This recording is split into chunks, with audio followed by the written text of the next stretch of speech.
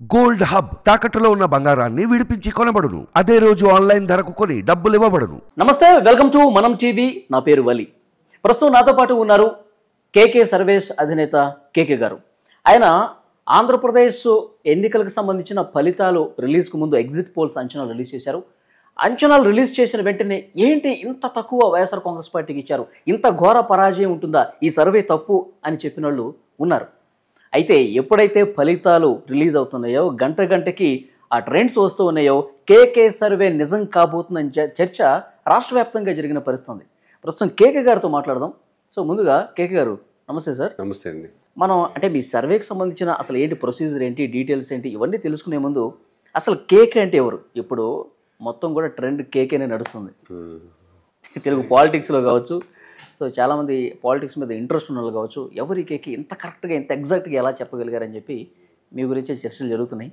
So మీ proper ఎక్కడ, అసలు మీ education ఎక్కడ స్టార్ట్ అయ్యింది, డీటెయిల్స్ మన టీవీ ప్రేక్షకుల కోసం. ఎడ్యుకేషన్ స్టార్ట్ అయిందంటే నెల్లూరులోనే చేశాను. మ్యాక్సిమం నెల్లూరులో.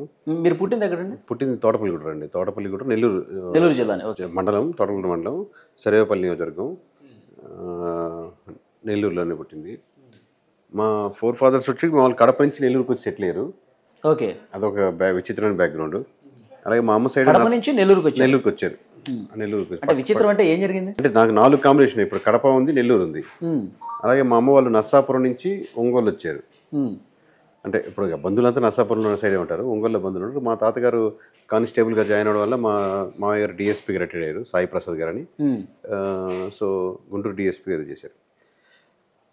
అప్పుడు నేను ఒంగోలులో ఉన్నాను కాబట్టి నేను పుట్టింది ఆడంతా ఒంగోలులో ఉండేవారు, మా మామయ్య వాళ్ళ ఇంటికి, తాతగారు ఇంటికి. సో ఒంగోలు. ఇప్పుడు ఏంటంటే నాకు నర్సాపురం, ఒంగోలు, నెల్లూరు, కడప ఈ 4 ఓన్ ప్లేస్ లాగా ఫీల్ అవుతుంటారు. తర్వాత మొత్తం ఎడ్యుకేషన్ మొత్తం ఆంధ్రలోనే జరిగింది. అంటే బీటెక్ చెన్నై వెళ్ళాను సార్ మామూలుగా. BTech okay. మీకు అక్కడ దగ్గర చెన్నై దగ్గర మనం ఎంసెట్ షార్ట్ టర్మ్ చేస్తే 30,000 40,000 వచ్చింది ఒక ర్యాంక్. ఓకే. మా నాన్న ఇదేదో బాగుంది, కొంచెం లాంగ్ టర్మ్ చేస్తే మంచి మార్కులు వస్తాయి అనుకుంది, లాంగ్ టర్మ్ చేర్పించారు. అది 1,00,000 దాటింది. సో దాంతో ఇక్కడ ఆంధ్రాలో రాదు కాబట్టి ప్రైవేట్ సీట్గా కట్టి, అప్పుడు తక్కువ సీట్లతోని మామూలు ఇన్స్టిట్యూట్ ఆఫ్ టెక్నాలజీలో మీకు తక్కువ అమౌంట్కి సీట్లు అని పేపర్లు యాడ్ చూస్తే అప్పుడు 23,000 ఎంత పర్ ఇయర్. 2001 to 2005 అలా అడిగాను. 2005లో చెన్నైలో బీటెక్ కంప్లీట్ 2005లో కంప్లీట్ అవ్వాల్సింది. మనం బాగా కష్టపడి చదివేసరికి 2006లో అయింది. 1 year. బీటెక్ కంప్లీట్ అయిన తర్వాత షార్ప్గా ఏం స్టార్ట్ చేశారు? బీటెక్ కంప్లీట్ అయిన తర్వాత అంటే చాలా ఉన్నాయని చెప్పి ఒక రెస్టారెంట్ పెట్టాలని ట్రై చేశాను. ఓకే, అది ఫెయిల్ అయింది. ఒక దగ్గర నెల్లూరులోనే పెట్టాలని, ఒంగోలులో నేను ఒక సర్వర్గా జాయిన్ అయ్యాను ఒక దగ్గర. అక్కడ ఒక 3-4 months ఉన్నాను. దాని తర్వాత వర్కౌట్ కాలేదు, ఎందుకంటే తర్వాత మా నాన్నలు అంత రెస్టారెంట్కి అంత అమౌంట్ ఏంటి అని చెప్పి వద్దన్నారు. అదే డిలే అయింది. తర్వాత ఇప్పుడు స్విగ్గీ అలా ఉన్నాయి కదా, అలాగా మనం ఫోన్ చేస్తే వాళ్ళకి సరుకులు గిరుకులు డెలివరీ చేసే ఒక యాప్ లాంటివి తయారు చేసో, లేకపోతే అప్పుడు ఉన్నటువంటి లిస్ట్ రాసుకొని చేద్దాం అనుకున్నాం. ఫస్ట్ సర్వే అదే చేసింది. ఒక అపార్ట్మెంట్కి వెళ్ళి ఇట్లా పెడదాం అనుకుంటున్న కాన్సెప్ట్ వర్కౌట్ అవుతుందంటే, బ్రహ్మాండంగా పెట్టండి బాబు, ఎందుకు వర్కౌట్ అవ్వదు, ప్రతిసారి మాకు ఏమైనా కావాలంటే మా కొడుకునో మా ఆయన్నో రిక్వెస్ట్ చేయాల్సి వస్తుంది. ఫోన్ చేస్తే మనం మన ఇంట్లోనే పెట్టుకొని ఉంటాం, సరుకులని వాళ్ళు డెలివరీ చేస్తాం. అది కాన్సెప్ట్. ఏమేమి సరుకులు మీరు అనుకున్న? పప్పు దినుసులు అన్ని కార్యక్రమాలు. దానికోసం బల్క్గా మనం పెద్ద కిరాణా కొట్లలోనూ అట్లా తెచ్చేసి పెట్టి ఆ కాన్సెప్ట్ చిన్నదిగా దాన్ని వ్యాపిద్దాం. ఏ సంవత్సరంలో ఇది? 2008-07 ఆ ప్రాంతం. అది వర్కౌట్ కాలేదు. తర్వాత కంప్లీట్గా వరికోత మిషన్స్ అని పెట్టాము ఆ కాన్సెప్ట్. ఓకే, అది కూడా ఫెయిల్ అయింది. అంటే ఇవన్నీ ఏంటంటే నాకు లెసన్స్ నేర్పిస్తాం. ఫెయిల్ అంటే కంటే కూడా ఒక ఏదో దాంట్లో మనం సక్సెస్ కావాలని తపన ఉంటుంది. తర్వాత మళ్ళీ యోగా సెంటర్ పెడదామని అనుకున్నాం. అంటే యోగా సెంటర్ అంటే యోగా నేర్చుకున్నాం, తర్వాత అది ఒకటి ఫెయిల్ అయింది. అంటే యోగా సెంటర్ అంటే యోగా గురువుని పెట్టి నేను రిషికేష్, హరిద్వార్ తర్వాత డిప్లొమా చేసిన యోగాలో నేను చేసింది. తర్వాత నేనే గురువుగా నేను మాస్టర్గా యోగా సెంటర్ ఒకటి చేసాం. దాంతోపాటు పర్సనాలిటీ డెవలప్మెంట్ క్లాసెస్ చెప్పేవాడిని నేను యోగా సెంటర్తో పాటు. ఒక 10th class స్టూడెంట్స్ని ఒక 4 schools ఎంచుకున్నాను హైదరాబాద్లో, నెల్లూరులో ఎంచుకొని వాళ్ళకి ఏంటంటే ఫ్రీగానే క్లాస్, అంటే స్టేజ్ ఫియర్ ఎలా బాగుంగొట్టుకోవాలి, మ్యాథ్స్ని ఎలా స్టడీ చేయాలి, వాళ్ళకున్న భయాల్ని, అంటే 1-to-1 గవర్నమెంట్ స్కూల్కి వచ్చి మీరు ఇబ్బందులు ఏంటి, ప్రాబ్లమ్స్ ఏంటి, ఎందువల్ల చదవలేకపోతున్నామని ఎవరు అడగరు కదా. ఇప్పుడు ఒక్కొక్కరికి మా ఇంట్లో చిన్న టీవీ ఉందంటే ఒకే రూమ్ ఉంది, మా నాన్న రాగానే టీవీ పెట్టుకుని ఓవన్స్ తింటారు, నాకు ఒక తలనొప్పిలాగా వచ్చేస్తూ ఉంటే చదువుకుంటా ఉంటే నాకు అమ్మాయి 1-to-1 అనమాట. అప్పుడు ఇంకొక సమస్య, లేకపోతే నాకు అబ్బాయినంటే మర్చిపోలేకపోతున్నాను, తన మీద తనే గుర్తొస్తున్నాడు అనేది ఒక సమస్య. ఇట్లా చాలా ఫ్యాక్టర్స్ ఒక్కొక్కరు కూడా పర్సనల్గా ఉన్నప్పుడు ఓపెన్ అప్ అవుతారు. ఓకే. సో దానికి ఫస్ట్ సొల్యూషన్ ఏంటంటే ఓపెన్ అప్ అవడమే సొల్యూషన్. 80% అయిపోయింది. ఎవరితో చెప్పుకొని మనం ఇండివిజువల్గా చెప్పుకొని ఎందుకమ్మా ఏంటి కాన్సన్ట్రేషన్ ఏంటి, ఎందుకు చదువుకోలేకపోతున్నాం అంటే అలాంటి 1-to-1 సెషన్స్, దానికి మనం ఇచ్చే సజెషన్స్, మోటివేషన్స్ ఇవ్వడం. ఇలాగ వాళ్ళకి ఏంటంటే 10th క్లాస్ ఒక 4 స్కూల్స్ నేను అడాప్ట్ లాగా చేసుకున్నాను అనమాట. ఓకే. చేసుకుని వాటి మీద వర్క్ చేస్తే వాళ్ళకి మంచి రిజల్ట్స్ వచ్చాయి 10th క్లాస్ వరకు. అలాగే డిగ్రీ స్టూడెంట్స్కి వాళ్ళకి మోటివేషన్ క్లాస్, పర్సనల్ ఓన్లీ స్టూడెంట్స్కి చెప్పేవాళ్ళు. దాని తర్వాత ఇంకా డిలే అయిపోతుంది, యోగా సెంటర్ కూడా వర్కౌట్ కావట్లేదు అని అప్పుడు నేను ఇది కంప్లీట్గా శివశక్తి దత్త గారి దగ్గర ఒక 2-3 ఇయర్స్ చేశాను, మూవీ ఫీల్డ్ ఒకటి. ఓకే. అంటే ఈ సీక్వెన్స్ అటు ఇటుగా చెప్తున్నాను, ఓవరాల్గా అయితే ఈ ప్యాటర్న్స్ దీనికి ముందు ఏం జరిగింది చెప్తున్నాను. తర్వాత 8 years సాఫ్ట్వేర్ ఇంజనీర్గా రావడం జరిగింది. 8 years సాఫ్ట్వేర్ చేసిన తర్వాత 8 years సాఫ్ట్వేర్ ఇంజనీర్గా చేశాను. ఎక్కడ సార్? థామ్సన్ రాయిటర్స్ అనే ఒక కంపెనీ ఉంది, వాల్యూ ల్యాబ్స్, నెస్ట్ టెక్నాలజీస్, హైదరాబాద్లో కంప్లీట్గా. సో దాని తర్వాత కంప్లీట్గా ఇక్కడ ఇటు సాఫ్ట్వేర్ సర్వీస్ మూడో జరిగింది. 8 సంవత్సరాలు మీరు సాఫ్ట్వేర్ ఇండస్ట్రీలో ఉన్న తర్వాత అసలు ఇటు పొలిటికల్ సర్వీస్ వైపు రావాలి అని చెప్పి ఆలోచన, అసలు థాట్ ఎట్లా వచ్చింది, దానికి బీజం ఎక్కడ పడింది? ఇవన్నీ నేను చెప్పిన ఫీల్డ్స్ కూడా ఉన్నాయి కదా, అన్ని ఫీల్డ్స్కి ఒకే ఒక బేస్, అంటే అన్ని డిఫరెంట్ ఫీల్డ్ అనుకుంటాం. నా బేసిక్ స్ట్రక్చర్ ఏంటంటే ఏదైనా రిఫార్మ్స్ మన నెల్లూరులో తీసుకురావాలి, చేంజెస్ తీసుకురావాలి అంటే నేను ప్యారల్గా ఏదైనా బిజినెస్, అంటే రిఫార్మ్స్ అంటే మంచి గవర్నమెంట్ స్కూల్స్ ఏదైనా మార్చడం, లేదా హాస్పిటల్స్లో ఏమైనా ఇబ్బందులు ఉంటే చూడడం, లేకపోతే ఏదైనా ఎనీ చేంజెస్ ఏదైనా ఊర్లలో ఏదైనా కంపెనీ పెట్టాలనుకుంటే వాళ్ళకి ఏదైనా చేసి పెట్టడం. ఇది నేను చేయాలి అంటే ఏదైనా పెద్ద ఇబ్బందులు ఉంటే వాళ్ళకి క్లియర్ చేయాలంటే ముందు నేను నా ఇబ్బందులు ఉండకూడదు కదా. అందుకని సైడ్లో యోగా సెంటర్ జరుగుతుంటే ఇది చేసుకోవచ్చు కదా, లేదా టిఫిన్ షాప్, రెస్టారెంట్ ఇది చేసుకోవచ్చు కదా అని ఒక థాట్ ఎక్కడ ప్యారల్ లైన్ అనుకుంటే ఇవన్నీ. లేదా మూవీ అయితే మనకు ఒక డైరెక్టర్ అయిన తర్వాత మనకు ఫేమ్ వస్తుంది కాబట్టి మనం ఏదైనా చెప్తే పనులు అవుతాయేమో. ఇవన్నిటికి మూలం ఈ లైన్ ఫీల్డ్ వర్క్లోనే ఉండాలని. చివరికి ఇన్ని చేసి మళ్ళీ ఫీల్డ్కే వచ్చాను, డైరెక్ట్ ఫీల్డ్కి. ఇది కాదు చెప్పి డైరెక్ట్ ఫీల్డ్ దిగాను. ఫస్ట్ ఎట్లా స్టార్ట్ చేశారు? మీది ఎక్కడ వాళ్ళు సొంతది ఊరు? మాది గుంటూరు. గుంటూరు చెప్పారు, గుంటూరు రేపల్లె. చెప్పారు. ఎట్లా సార్, ఎట్లా స్టార్ట్ చేశారు ఈ సర్వీస్? ఇనిషియల్గా రిజైన్ చేసి వస్తానన్నప్పుడు ఎప్పుడు మీకైనా కానీ ఎవరికైనా కానీ మనం ఒక లైన్ తీసుకోవాలి, ఒక డిసిషన్ తీసుకోవాలన్నప్పుడు లైఫ్ ఒక బ్రహ్మాండమైన ఆపర్చునిటీ ఇస్తుంది.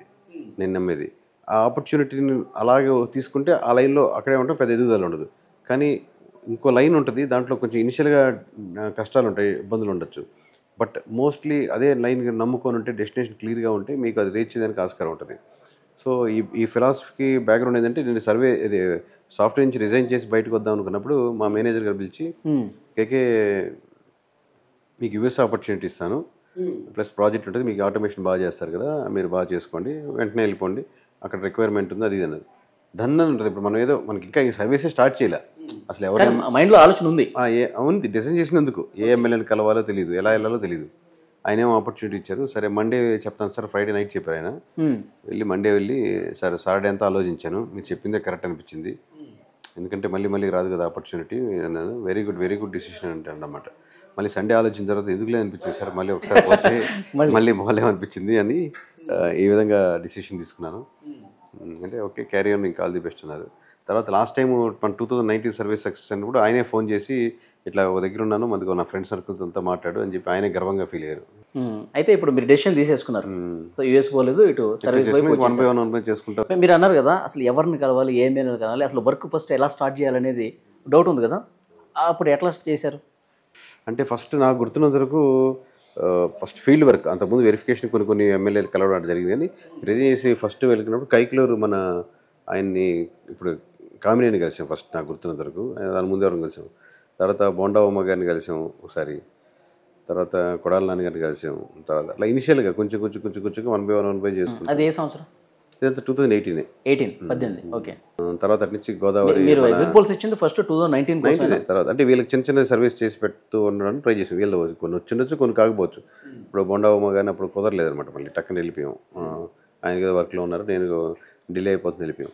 సో ఇనిషియల్గా అట్లా ఇవి కృష్ణా జిల్లా అయితే మనకి ఈజీగా ఉంటుంది కాబట్టి అక్కడ కృష్ణా జిల్లా స్టార్ట్ చేసాం.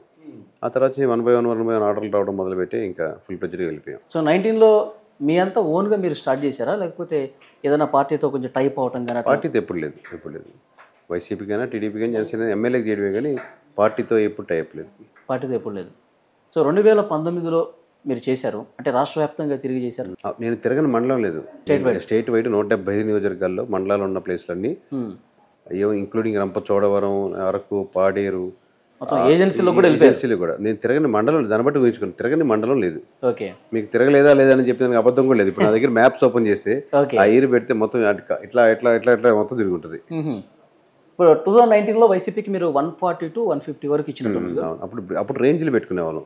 రేంజ్ ఇప్పుడు ఫస్ట్ సింగిల్ నెంబర్ ఇప్పుడే మొన్నే ఫస్ట్ టైం మనకు బుద్ధి వచ్చి మనకేదో వచ్చి సింగిల్ నెంబర్ వెళ్దామనే వచ్చింది. అది లక్కీ, అన్నిటి రకంగా మనకు అడ్వాంటేజ్ అయింది. డిసైడ్ ఏమైనా చేశారా తెలంగాణ వైపు కానీ? తెలంగాణ ఒకరు పర్సనల్గా చెప్పడం లేకపోతే వాళ్ళు సజెషన్స్ ఇవ్వడం కానీ ఓవరాల్గా ఇలా పబ్లిక్గా చేయలేదు. పబ్లిక్గా చేయాలంటే అన్ని నియోజకవర్గాలు చేస్తే కానీ చెప్పలేను. మేము మా కంపెనీ ఓవరాల్గా చేసింది కాన్ఫిడెన్స్ ఉంటే కానీ పబ్లిక్గా రావు. ఒకసారి పబ్లిక్గా వచ్చామంటే దానికి మామూలు.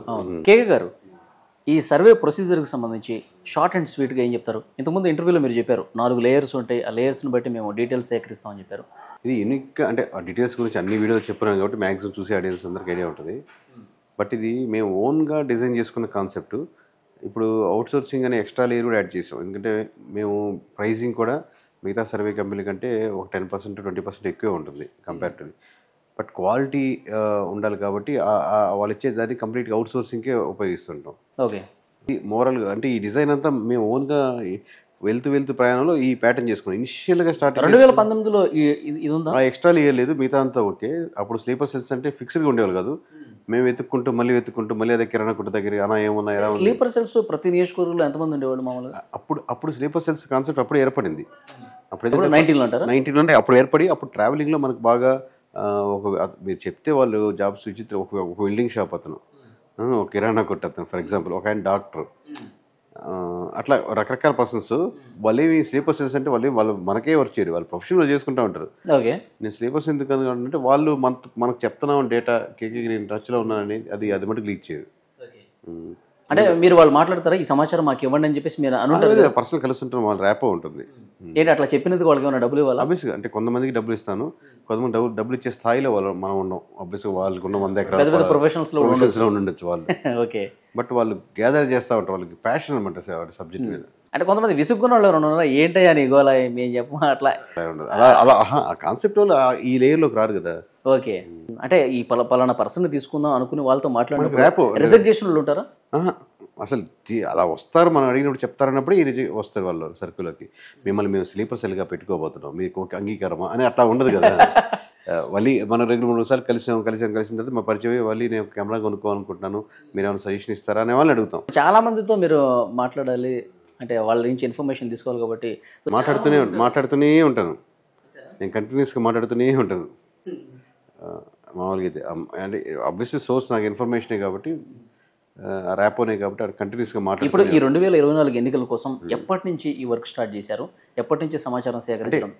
లాస్ట్ టైం విగ్రస్గా హిట్ అయ్యింది కాబట్టి ఆబ్వియస్గా మనకు వెళ్ళంగానే మనం అడగకపోయినా కానీ అదే ఇన్ఫర్మేషన్ చెప్తుంటారు. సార్ మన నియోజకవర్గంలో ఎమ్మెల్యే సార్ మనం అసలు నేను మామూలుగా సంబంధం లేదురా బాబు, ఇక్కడ పెళ్ళి ఉండి పర్సనల్గా వచ్చేవారు కూర్చున్నా కానీ ఇంకా కూర్చొని సార్ మా దగ్గర ఎట్లా ఉందంటే అది సార్ చెప్తూనే ఉంటారు సోర్స్. మన దగ్గర ఆల్రెడీ డేటాబేస్ చిప్ ఫిల్ అయిపోయింది, సంబంధం లేదు అదొకటి. అది అప్పుడు కంటిన్యూస్గా ఉన్నట్టే ఫీల్డ్. బట్ టెక్నికల్గా మనం ఇంకా సర్వే స్టార్ట్ చేద్దాము ఇంకా స్టార్ట్ అనుకున్నది అంటే సిస్టమ్ మీద పెట్టింది 3 months. 3 months అంటే లాస్ట్ 3 months. ఇప్పుడు అభ్యర్థుల ప్రకటన కూడా ఎంతో కొంత అప్పటికి ఇంకా అంటే అభ్యర్థులు పెట్టిన తర్వాత అప్పుడు ఏమైనా మారే అవకాశం ఉంది కదా, అప్పుడు మళ్ళీ పర్టికులర్గా మళ్ళీ చేస్తాం. అభ్యర్థులు పెట్టక ముందు ఒకటి చేస్తాం, అభ్యర్థులు పెట్టినా కానీ ఈ నియోజకవర్గంలో కొన్ని ఏం తేడా ఉండవు, అంత తోపులు తురుములు ఎవరో ఉండరు, వస్తే ఎక్సెప్షనల్ కేసు. కానీ కొన్ని నియోజకవర్గాలు ఏ అభ్యర్థి అయినా కానీ ఇక్కడ ఈ పార్టీ గెలిచేస్తుంది అనే నియోజకవర్గాలు ఉంటాయి. ఇప్పుడు 2019లో మీరు ఎమ్మెల్యేల కోసం పర్సనల్గా వర్క్ చేస్తుంటారు, వాళ్ళ నియోజకవర్గంలో వాళ్ళ పరిస్థితి ఏంటని తెలుసుకునేందుకు వాళ్ళ కోసం పనిచేస్తుంటారు. సో వాళ్ళు ఆబ్వియస్లీ కొంత అమౌంట్ కూడా మీకు ఇస్తుంటారు. ఇప్పుడు రాష్ట్ర వ్యాప్తంగా చేశారు, కేవలం మీ ఇంట్రెస్ట్ మీదే చేశారు. అది ఇప్పుడు కూడా పోయినసారి అంతే, ఇప్పుడు కూడా అంతే. ఇప్పుడు కూడా మేము 30 నుంచి 40 మందే వ్యక్తిగతంగా చేసింది. మిగతా అన్ని హై లెవెల్ అన్నమాట. అంటే ఈ నియోజకవర్గం ఎవరు గెలుస్తారు, ఈ నియోజకవర్గం మార్జిన్లు ఎంత, ఓవరాల్గా అడిగేవాళ్ళు, ఈ క్వశ్చన్స్ మీదే ఉంటుంది. విలేజ్ వారీ చేసింది తక్కువే, 30 నుంచి 40 మాత్రమే. ఇప్పుడు స్టేట్ వైడ్ చేసినప్పుడు ట్రావెలింగ్ కావచ్చు, మీరు అక్కడ ప్రతి చోటకి వెళ్ళాలి, తిరగాలి, ఇదంతా మీ ఖర్చేనా? ఆబ్వియస్లీ కదా, సేల్స్ చేస్తాం కదా, వేరే నియోజకవర్గాలు హై లెవెల్లో కూడా సేల్స్ చేస్తాం కదా. ఆ రిపోర్ట్ కూడా ఇప్పుడు తక్కువలో అమౌంట్ ఉంటుంది. జస్ట్ వాళ్ళకి ఏంటంటే మాకు మండల వారి విలేజ్ వారి అవసరం లేదు, ఈ నియోజకవర్గం ఎవరు గెలుస్తారు, ఈ నియోజకవర్గం మార్జిన్ ఎంత, ఇంతే వాళ్ళ క్వశ్చన్. దానికి మనకు తక్కువ ఖర్చు అవుద్ది. దాంట్లో మినిమం చెప్తాం కదా, అంటే 30,000 40,000 మార్జిన్ ఉంది అనుకోండి, మనం 20,000 చెప్తాం సేమ్ జోన్ మార్జిన్. ఇప్పుడు స్టేట్ వైజ్ తిరిగినప్పుడు మీకు ఎక్కువ ఖర్చు అవుతూ ఉంటుంది కదా, నేను అదే అడుగుతున్నాను. అంటే ఇప్పుడు నియోజకవర్గ ఎమ్మెల్యే దగ్గర మనం డబ్బులు తీసుకుంటామా, డబ్బులు తీసుకుని మనం ఖర్చు పెడతాం, ఖర్చు పెట్టిన 100% దానికి ఖర్చు పెట్టాం కదా, మన దాంట్లో లాభంగా ఉంటుంది కదా. ఓకే, ఒక 10 రూపాయలు అనుకుందాం అనుకోండి, 10 రూపాయలు మనకు 6 రూపాయలు 7 రూపాయలు 8 రూపాయలు ఖర్చు అవుద్ది. ఇంకా 2 రూపాయలు ఆబ్వియస్గా ఇంకా టీం రన్నింగ్ కోసం, మామూలుగా ఉండేదాని కోసం, స్టేస్ కోసం, హోటల్స్ కోసం, ఛార్జీల కోసం, డ్రైవర్ల కోసం, డీజిల్ కోసం, అకామిడేషన్ కోసం ఆబ్వియస్గా ఖర్చు పెడతా ఉంటాయి ఎంతో కొంత. ఇప్పుడు 175 నియోజకవర్గాల్లో తిరిగారు, సో ఎంత లాభం వచ్చిందంటారు? అది చూసి చెప్తాం. ఓకే, ఇప్పుడు ఎమ్మెల్యే కోసం పనిచేస్తారు కదా, ఒక ఎమ్మెల్యే దగ్గర ఎంత తీసుకుంటారు? అంటే ఓపెన్గా చెప్పాలంటే ఒక హై లెవెల్ రిపోర్ట్కి తయారు చేయాలంటే మినిమం విలేజ్ వారి రిపోర్టు 6 నుంచి 6 లక్షల నుంచి 7 లక్షల దాకా ఖర్చు అవుతుంది. విలేజ్ వారి చేయాలంటే ఖర్చు చెప్తున్నాను. అంటే మాకు దాంట్లో అంటే వాళ్ళకున్న రిలేషన్ బట్టి అంతే అమౌంట్తో చేసినవి ఉంటాయి, 1 లక్ష రూపాయలు ఎక్స్ట్రా చేసినవి ఉంటాయి, ఇంకో 1 లక్ష రూపాయలు ఎక్స్ట్రా చేసినవి ఉంటాయి. సో ఆ రిపోర్ట్ అని చెప్పి మొత్తం మిగిలిపోదు, అట్లా అని చెప్పి అసలు మిగలకుండా ఉండదని నేను అన్నాను. బట్ ఆ మిగిలిన అమౌంట్ని మళ్ళీ ఇప్పుడు వేరే నియోజకవర్గం కూడా శాంపుల్స్ తీయాలి కదా. ఇప్పుడు ఆల్రెడీ ఒక దగ్గర స్టే చేస్తున్నారు మన వాళ్ళు, ఆ చుట్టుపక్కల కూడా వెళ్ళేసి అదే నియోజకవర్గం కూడా తీసుకురండి కొంచెం శాంపిల్స్ అని పంపిస్తూ ఉంటాం. అంటే వేరే దాని మీద ఇన్వెస్ట్ చేస్తూ ఉంటాం. దాంట్లో విలేజ్ వారి అవసరం లేదు, ఎవరు ఆర్డర్ ఇవ్వాలి కదా. జస్ట్ హై లెవెల్గా ఎలా ఉంది, ఏ క్యాస్ట్ ఓట్ బ్యాంకింగ్ ఎలా ఉంది, లేకపోతే ఏ సమీకరణలు ఎలా మారుతున్నాయి, ఇలా అబ్జర్వేషన్ సరిపోతుంది. ఈ 2024లో ఎంతమంది ఎమ్మెల్యేలకు పనిచేశారు మీరు? మనం రఫ్గా ఒక 30 మంది పనిచేస్తుంది. 30 మెంబర్స్ ఆల్ పార్టీస్ కలిపి. అంటే ఇండివిజువల్ విలేజ్ వారి అడిగినప్పుడు సహజంగా డౌట్ వచ్చిన 30 మంది చేసిన 175 చెప్తారని కాదు. విలేజ్ వారి రిపోర్ట్ అంటే ఎమ్మెల్యేకే కావాల్సి వస్తుంది. మిగతా మామూలు విలేజ్ వారి రిపోర్ట్ ఏం చేసుకుంటారు? 30 మంది చేసుకుంటారు. ఇప్పుడు మీరు సర్వేలన్నీ చేశారు కదా కేకే గారు, పొలిటికల్గా ఏమన్నా రావాలన్న ఆలోచన ఏమన్నా ఉందా? అంటే రిఫార్మ్స్కి మీరు చేయాలనుకున్నా, లేకపోతే ఇంకో పార్టీ ద్వారా చేయాలనుకున్నా, ఇంకా లేకపోతే ఏదైనా గ్రూప్గా చేయాలనుకున్నా వాళ్ళ వైపు సహకరించాలన్నది. నేనే లీడర్ అయిపోయి, నేనే సీఎం అయిపోయి, నేనే ఎమ్మెల్యే అయిపోయి అట్లాంటివి నాకు లేవు అసలు ఓవరాల్గా. ఓకే, అంటే ఇప్పుడు ఆంధ్ర పీకే అంటున్నారు మిమ్మల్ని, కేకే ఆంధ్ర పీకే అంటున్నారు, ఏమంటారు మీరు? వాళ్ళు అనుకుంటున్నారు, నేనేమంటారు, వాళ్ళ ఇష్టం అది. ఇప్పుడు ఒకటి తిడతాడు, ఒకటి ట్రోల్ చేస్తాడు, ఒకటి పొగుడతాడు, అన్న దేవుడు చాలా పక్కాగా చెప్పారు కదా మీరు. అదే వాళ్ళ ఇష్టం, దాని మీద ఏం కమెంట్ చేయలేదు. సో ఇంకొకటి కేకే గారు, మరొక ముఖ్యమైన విషయం, మీరు వైఎస్ఆర్ కాంగ్రెస్ పార్టీకి 14 స్థానాలు ఇచ్చారు, మీకు బెదిరింపులు ఏమైనా వచ్చాయా? అబ్వియస్గా ఇప్పుడు నాకున్నావు కానీ మామూలు సేల్స్ టీమ్ కాంటాక్ట్ నెంబర్ ఇస్తుంటాము, వాళ్ళకి ఎక్కువ కాల్స్ వస్తూ ఉంటాయి, నాకు తక్కువ కాల్స్ వస్తాయి, నా నెంబర్ తక్కువ ఉంటుంది కాబట్టి నాకు రేజ్కి 2, 3 వస్తాయి. అట్లాంటివి ఆ 2, 3లో నేను 10 సెకండ్లు మాట్లాడి కట్ చేసి బ్లాక్ చేసుకుంటుంటాను అంతే. ప్లస్ వాళ్ళు ఒకవేళ పొరపాటున మాట్లాడినా, వాళ్ళు ఏం తిట్టినా నాకు ఏం పెద్ద ఎఫెక్టివ్ ఇచ్చే మెంటాలిటీ కాదు. ఒక డిసార్డర్ అట్లా ఇస్తావు నువ్వు మా పార్టీకి, అది మామూలుగా ఎంత చూస్తాం అది చెప్తాడు, బూతులు తిడతా ఉంటారు. పెద్ద పట్టించుకో, మన పని మనం చేసుకుంటూ వెళ్ళడమే. ఇప్పుడు ఏ పార్టీ నుంచి ఆఫర్ వచ్చిందా మీరు రెండే కలిసి పని చేద్దామని? నా పార్టీకి ఆఫర్లు ఎప్పుడు రాలేదు, నేను చేయనని తెలుసు. ఇప్పుడు మనకు చేసేవాడికే కదా పార్టీ ఆఫర్లు వస్తాయి, మన పార్టీలుగా చేయము. వాళ్ళు ఉండే వర్క్ చేసి పెడతాం కానీ పార్టీలో జాయిన్ అవ్వడం కానీ అలాంటివి ఏమి ఉండవు, ఎప్పటికి ఉండవు. ఇప్పుడు నెక్స్ట్ ఏంటి సార్ మీ ఫ్యూచర్ ప్లాన్స్ ఏంటి? అదే 2 థింగ్స్ అండి. ఇప్పుడు దీనే సర్వేనే ఇప్పుడు వేరే స్టేట్స్కి ఎక్స్పాండ్ చేసి ఒక ప్రాపర్ కంపెనీలా ఉండాలని ఒక ఐడియా. రెండవది ఏంటంటే ఇది పొలిటికల్ అకాడమీ టైప్, కేకే పొలిటికల్ అకాడమీ అని, దాంట్లో ట్రైనింగ్ ఇన్స్టిట్యూట్ లాంటిది పెట్టాలని ఒక ఆలోచన ఉంది. ట్రైనింగ్ ఇన్స్టిట్యూట్ లాంటిది అంటే సర్వే రిలేటెడ్ కాదు, ఫ్యూచర్లో రాబోయే అంటే కావాలనుకున్నటువంటి. ఇప్పుడు నేను చాలామంది కలుస్తున్నప్పుడు నెక్స్ట్ ఇతను పోటీ చేస్తున్నాడు మన ఫ్యామిలీ నుంచి కేకే అంటుంటారు అనుకోండి, వాళ్ళతో మాట్లాడినప్పుడు కొంచెం ట్రైనింగ్ తీసుకుంటే బాగుంటుంది కదా అనిపిస్తూ ఉంటుంది. సో వాళ్ళకి ఇచ్చే ట్రైనింగ్ మోస్ట్లీ. థ్యాంక్ యూ కేకే గారు. థ్యాంక్ యూ అండి.